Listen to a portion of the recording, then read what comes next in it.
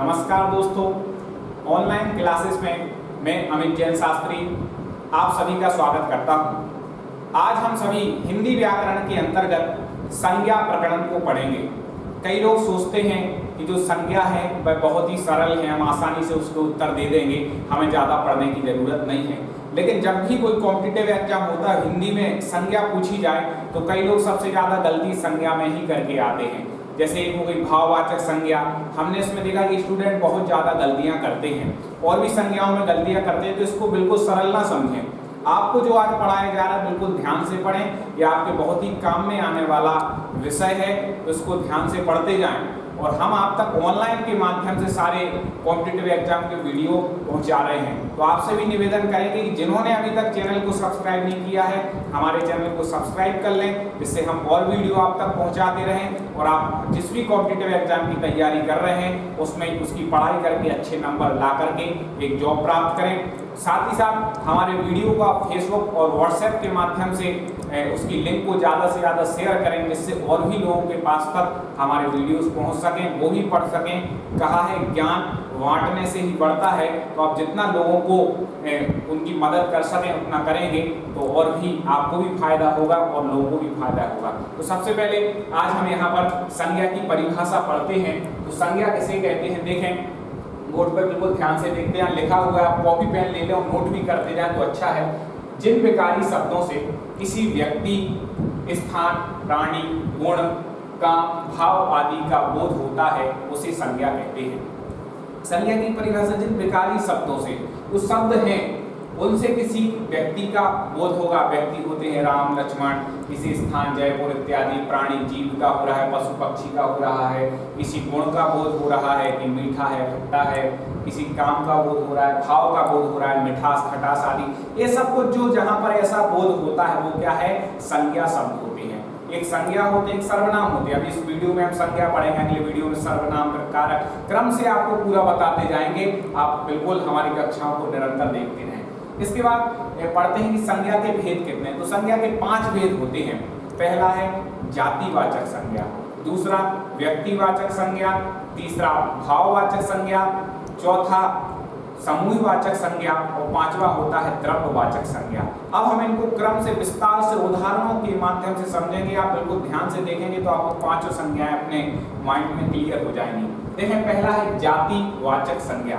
जातिवाचक संज्ञा किसे कहते हैं, जैसे नाम से बोधा रहा जाति, जाति मतलब समूह। जाति क्या होती है, एक समूह होता है। तो देखें, जिन संज्ञा शब्दों से किसी एक ही प्रकार की अनेक वस्तुओं का बोध होता है, जिन संज्ञा शब्दों से एक ही प्रकार की अनेक वस्तुओं का बोध हो, एक प्रकार हो लेकिन अनेक वस्तुओं का उसमें बोध हो जाए।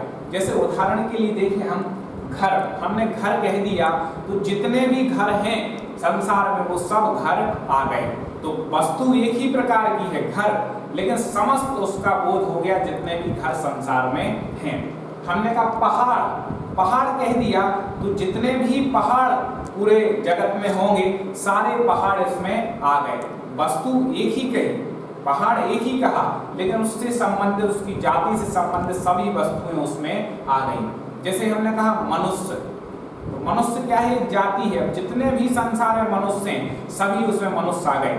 किसी ने कहा कि भैया मनुष्यों का स्वभाव तो ऐसा होता है, मनुष्य का स्वभाव ही ऐसा होता है, तो मनुष्य का स्वभाव कह दिया तो एक मनुष्य के लिए नहीं कह रहे, सारे मनुष्यों के लिए कह दिया।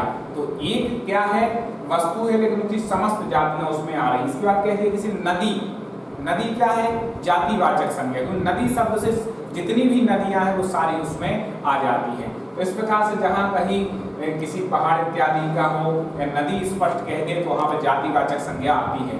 अब किसी में ऐसा भी आता है कि डॉक्टर, किसी ने उनके काम से संबंधित बात कर ली, डॉक्टर, तो डॉक्टर जितने भी हैं डॉक्टर शब्द में सभी डॉक्टर आ जाएंगे, उस जाति का बोध करा रहा है डॉक्टर। किसी ने अध्यापक, शिक्षक कह दिया तो पूरी शिक्षक जाति का बोध करा रहा है। अब इसमें जो पशु पक्षियों के नाम हो वो भी जातिवाचक संज्ञा में आते हैं। कोई बोले तोता, कोयल, मैना, ये सब किसमें आते हैं, जातिवाचक संज्ञा में। पशुओं के नाम भी जातिवाचक संज्ञा में। किसी ने कहा बैल, अब बैल एक बैल के लिए नहीं कह रहे, समस्त बैल उसमें आ गए, तो बैल, घोड़ा, हाथी, ये सब कुछ भी जातिवाचक संज्ञा में आते हैं। इसके बाद कोई कहे पुस्तक, तो पुस्तक किसी एक पुस्तक के लिए कहा जाए तो नहीं आएगा। यहाँ पुस्तक मतलब जितनी भी पुस्तकें सबके लिए आ रहा है। तो जहाँ समूह, एक ही जाति का पूरा समूह आ जाए वो क्या है, जातिवाचक संज्ञा कहलाती है। दूसरी देखें व्यक्तिवाचक संज्ञा। व्यक्तिवाचक संज्ञा जैसे कहते हैं, अभी हमने जाति की बात की, जाति मतलब उस जाति के पूरा सब कुछ आ गया। व्यक्ति में उसी जाति का एक विशेष की जब बात कर देंगे तो व्यक्तिवाचक संज्ञा हो जाएगी। जैसे हमने मनुष्य में कहा था जाति, मनुष्य को क्या बोल दिया था, जाति। मनुष्य में भी राम को ले लिया तो राम क्या हो जाएगा, व्यक्ति। हमने जाति में कहा था पहाड़, तो पहाड़ में समस्त पहाड़ आ गए थे, और व्यक्ति में उस पहाड़ से संबंधित एक बात कहते हैं कि हिमालय, तो एक आ जाएगा। ऐसे ही यहाँ इसकी परिभाषा देखें, जिन संज्ञा शब्दों से किसी एक ही वस्तु का, एक ही व्यक्ति या स्थान आदि का बोध होता है, वहां पर व्यक्तिवाचक संज्ञा होती है। जहां पर किसी एक ही वस्तु, एक ही व्यक्ति या एक ही स्थान का बोध हो, वहां पर कौन सी संज्ञा है, व्यक्तिवाचक। व्यक्ति मतलब एक की बात कर रहा है, सिंगल व्यक्ति की, तो इस प्रकार से व्यक्तिवाचक संज्ञा होती है। अब देखें जैसे इसमें कहा एक ही वस्तु के बारे में बात करें। अब वस्तु में यहाँ पर उदाहरण हमने लिखे हैं आम, सेब। आम क्या है, किसी को फलों के नाम है, फल के नाम, फल कहेंगे तो जातिवाचक हो जाएगा, लेकिन फलों के नाम है, सिंगल नाम ले रहे हैं, वो किस में आ जाएंगे, व्यक्तिवाचक संज्ञा में फलों के नाम आते हैं, जैसे आम, सेब, अंगूर, केला, ये सब कुछ किस में आ जाएंगे, व्यक्तिवाचक संज्ञा में। इसके बाद देखें पुस्तकों के नाम जो है, आप इसको भी नोट करते जाएं, जो मौखिक बता रहे हैं, पुस्तकों के नाम किस में आते हैं, व्यक्तिवाचक संज्ञा में। जैसे रामचरितमानस, रामायण, पद्मावत आदि जो पुस्तकें हैं सबके नाम किसमें आते हैं, व्यक्तिवाचक संज्ञा में आते हैं। इसके बाद नगरों के नाम, शहर के नाम किसमें आते हैं, व्यक्तिवाचक संज्ञा में। जैसे यहाँ पर उदाहरण लिखा है आगरा, और देख लें जयपुर, टीकमगढ़, जबलपुर। तो इस प्रकार से ये सब क्या है, जितने भी शहर के नाम हैं वो किसमें आएंगे, व्यक्तिवाचक संज्ञा के अंतर्गत ही आते हैं। नदी तो आया था जातिवाचक, लेकिन नदियों के नाम यदि सिंगल का है, गंगा, ब्रह्मपुत्र, सिंधु, कावेरी, तो ये जो नदियों के नाम हैं वो भी व्यक्तिवाचक संज्ञा में आते हैं। अखबार के नाम दैनिक भास्कर, दैनिक जागरण, ये सब कुछ भी किसमें आते हैं, व्यक्तिवाचक संज्ञा में आते हैं। तो जाति जहाँ पे अनेक का और उसी समूह के किसी एक का बात हो जाए, वहां पर व्यक्तिवाचक संज्ञा होती है। तो हमें ये देखना है जाति मतलब बड़ा रूप और व्यक्ति मतलब उसका सिंगल रूप। अब तीसरी संज्ञा हम पढ़ेंगे भाववाचक संज्ञा।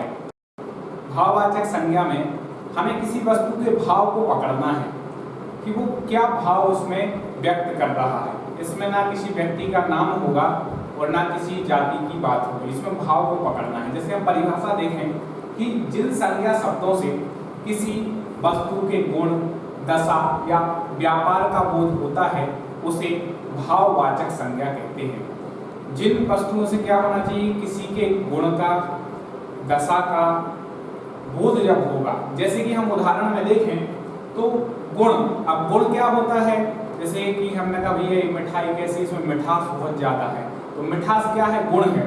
किसी ने कहा आपकी वाणी में बहुत मिठास है, तो मिठास क्या है, गुण। तो मिठास, खटास, रसीला, कड़वाहट, ये सब क्या है, गुण है। मतलब किसी वस्तु के क्या है, गुण है। तो मिठास, खटास, रसीला। मिठास कई बार पूछा गया था कॉम्पिटिटिव एग्जाम में, MPSI वगैरह में ज़्यादा पूछा गया कि मिठास कौन सा शब्द है, तो हमें वहाँ पे आना चाहिए कि भाई मिठास क्या है, भाव को बता रहा है। मीठे का भाव क्या है, मिठास। मीठे का भाव क्या है, मिठास। तो मिठास, खटास, ये सब कुछ। इसके बाद हम बात करें दशा की, तो दशा किसी वस्तु, किसी व्यक्ति की दशा का जब वर्णन होगा तो वहां पर हमें कौन सी संज्ञा देखने से कहा, अमीरी। तो अमीरी क्या है, दशा, गरीबी दशा है। अमीरी हो गया, गरीबी हो गया, बुढ़ापा हो गया, ये सब क्या है, दशाएं हैं। तो जहां पर दशा की बात हो, हमें क्या देखना है, शब्द को पकड़ना है। वो मिठास में, मीठा में या उससे संबंधित कोई भी नहीं पूछ रहा है, वो पूछ रहा है मिठास में। पेपर लेने वाले क्या पूछते हैं, मिठास शब्द में कौन सी संज्ञा, तो हमें शब्द को देखना है, उसके अनुसार उत्तर देना है संज्ञा में। इसके बाद देखें व्यापार इत्यादि, मतलब उन्नति, अवनति, ये जो सब कुछ शब्द हैं ये किस संज्ञा के अंतर्गत आते हैं, भाववाचक संज्ञा के। इसके बाद अगला देखें समूहवाचक संज्ञा। समूह, जहाँ पर समूह का बोध हो। जाति और समूह में थोड़ा अंतर भी हमें समझना है, उसकी परिभाषा को देखेंगे तो अंतर समझ में आ जाएगा कि जिन संज्ञा शब्दों से एक ही जाति की जिन संज्ञा शब्दों से एक ही जाति की वस्तुओं के समूह का बोध होता है। जिन संज्ञा शब्दों से एक ही जाति की वस्तुओं के समूह का बोध, मतलब एक ही जाति की वस्तुएं हैं और उनका समूह बन गया। एक ही जाति की वस्तुएं हैं और उनका क्या हो गया, आपस में समूह बन गया, वो एकत्रित हो गया तो समूह कहलाने लगा। तो वो किसके अंतर्गत आएंगे, समूहवाचक संज्ञा। जैसे हमने कहा कक्षा, कक्षा इसका उदाहरण लिया तो कक्षा में समूहवाचक संज्ञा कैसे आएगी कि जब विद्यार्थियों का समूह बनता है तो उसे क्या कहते हैं, कक्षा। तो ये समूहवाचक संज्ञा। सेना, सेना शब्द लिया, जब किसका समूह बनता है, हाथी, घोड़ा, पैदल, सैनिक, इन सब का समूह बनता है तब क्या बनती है, सेना। तो इन सब का समूह बनकर सेना बनी है। समूह, कई चीजों का समूह रहता है। इसके बाद संघ, जैसे आरएसएस है, क्या है, संघ है। अब इसमें कई व्यक्ति जुड़े हुए हैं तो कई व्यक्तियों का जो समूह बना है वह क्या कहलाएगा, संघ। ढेर, कोई वस्तुएं लगी है, दाल है, चावल है, गेहूं की ढेर लगे हुए तो अपन उसको क्या कहते हैं, ढेर। मतलब उसका पूरा समूह क्या हो गया, जुड़ गया वहां पर। गुच्छा, कई चीजों के जैसे हम कहते हैं इसका गुच्छा है, एक अंगूर, किसी ने पूरा अंगूर का गुच्छा उठा लिया, उसमें क्या, ये क्या है, अंगूर का गुच्छा है, मतलब उसमें बहुत सारे अंगूर लगे हुए, तो ये क्या कहलाएगा, गुच्छा। तो जहां पर समूह का बोध हो वहां पर क्या होता है, समूहवाचक संज्ञा। ठीक है। इसके बाद देखें द्रव्यवाचक संज्ञा। द्रव्यवाचक संज्ञा को हमें अच्छे से समझना है कि जिन संज्ञा शब्दों से किसी ऐसे पदार्थ या द्रव्य का बोध हो, जिन संज्ञा शब्दों से किसी ऐसे पदार्थ का या द्रव्य का बोध होता है जिसे हम नाप तौल सकते हैं। इसको याद रखें, जिसको हम नाप तौल सके ऐसे द्रव्य पदार्थ का बोध किसमें होता है, द्रव्यवाचक संज्ञा में होता है। इसकी उदाहरण देखिए, सोना, चांदी, लोहा। अब सोना, चांदी, लोहा क्या है, द्रव्य है। एक तो ये क्या है, द्रव्य है, और इनको क्यों है द्रव्य, क्योंकि इनको नाप और तौल सकते हैं। तो सोना, चांदी को हम क्या कर सकते हैं, तौल सकते हैं। इसके बाद अगला उदाहरण है दूध, दही, घी, तेल। ये सब क्या है, दूध, दही, घी, तेल, इनको हम क्या कर सकते हैं, नाप सकते हैं। तो ये द्रव्य है। द्रव्य में मुख्य रूप से समझ लें लिक्विड चीजें, ज्यादातर द्रव्य में लिक्विड चीजें जो है वो किसमें आती हैं, द्रव्य में। इन लिक्विड से मिलकर के क्या सोना, चांदी सब कुछ तौलने वाली चीजें हैं, और दूध, दही, घी आदि किस प्रकार की हैं, ये लिक्विड चीजें हैं। तो ये द्रव्य के अंतर्गत आती हैं, तो जिसको हम नाप और तौल सकते हैं तो क्या आ जाएंगे, द्रव्यवाचक संज्ञा। सोना, चांदी, घी, दूध, तेल आदि ये सब तो द्रव्यवाचक संज्ञा के अंतर्गत आते हैं। आज हमने संज्ञा को पढ़ा। आगे की वीडियो में सर्वनाम, छंद, अलंकार, जो जो हिंदी व्याकरण के अंतर्गत आते हैं वो सब कुछ आपको यहाँ पर पढ़ाया जाएगा। इसलिए आप जिस भी कॉम्पिटिटिव एग्जाम की तैयारी कर रहे हैं उसकी तैयारी बिल्कुल अच्छे से, पूरी मेहनत से अपना 100% दे करके करें, और आप जो भी जॉब प्राप्त करना चाहते हैं वो जॉब आपको मिले। हमारी तरफ से आप सभी के लिए बेस्ट ऑफ लक।